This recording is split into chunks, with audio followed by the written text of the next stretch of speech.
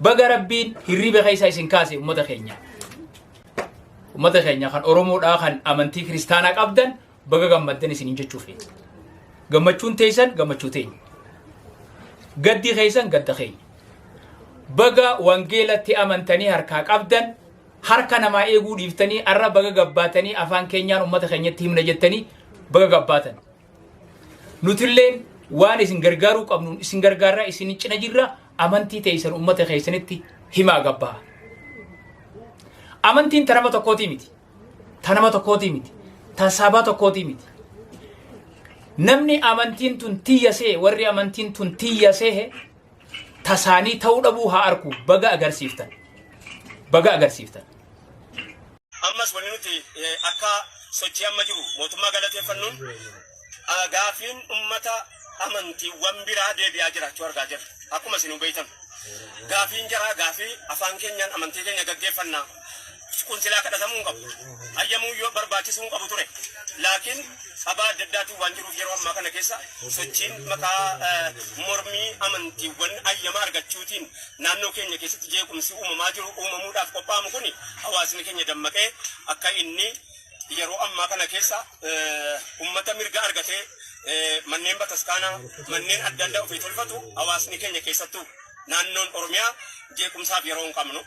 akka kun immoo jala sararameenuu beekamu jechuudha. Kanaaf ummata afaan keenyaan amantaa isaa gaggeeffachuudhaaf ayyaama argatee kanaan hani an jennaan baga gammaddanii ulfaadhaa nuti isinii wajjiniin jirraa jechuun amaanaa keenya ta'a ulfaadhaa.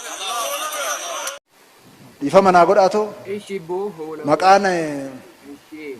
Yuudii fi maqaan Arabaa biyya fudhachaa jira.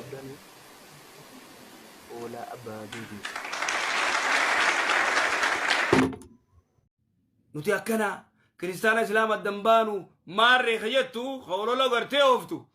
abadan addabaanee jirraa nuti tokkoo miti arrallee borullee iftaanillee tokkummaan qabnu isaanii hojii sigale tokkummaan qabnu liannahu maali fannaani وهذا سياسة وهذا سني سياسة قرتي سبات أبدا نما مسلمة خطي سبب فدياتو سنتو بليسخين وبليس دوغا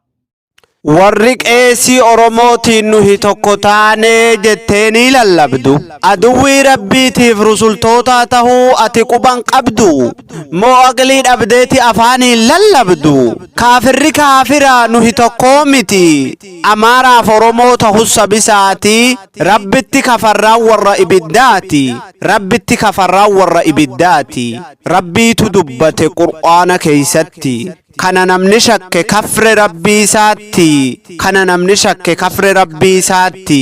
ilmi namaa namni walin caalu sodaa rabbiitiin namni kan wal caalu ajamaaf arabni rabbi tamannaani gaafas tokko taane obboleeyyan diini warra kana jibbu hin taanu waliini sabuma kan keeti kasi arrabsaaru maqaan arabaadhaa heddummachaa jiru jedhee si arrabse dhiyengaddum yaatiru saramum dagattee jettee si wajjiniin jirra sammuun si tuqame dubbiin na dhibeera